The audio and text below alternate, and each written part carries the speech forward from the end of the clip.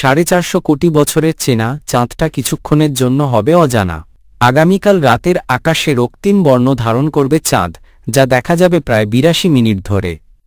বিরল এই চন্দ্রগ্রহণ দেখার সুযোগ পাবে বাংলাদেশ সহ বিশ্বের প্রায় 77% মানুষ। আকাশে চোখ রাখলে দেখা মিলবে চাঁদের পূর্ণগ্রহণ। চিরচেনা চাঁদ কিছুক্ষণের জন্য ধারণ করবে রক্তিম বর্ণ। জ্যোতির্বিজ্ঞানীদের ভাষায় যাকে বলে ব্লাড মুন। গ্রিনিচ সময় বা ইউনিভার্সাল টাইম কোঅর্ডিনেট ইউটিসি অনুসারে 7 সেপ্টেম্বর বিকেল রাত 3:25 শুরু হবে চন্দ্রগ্রহণ।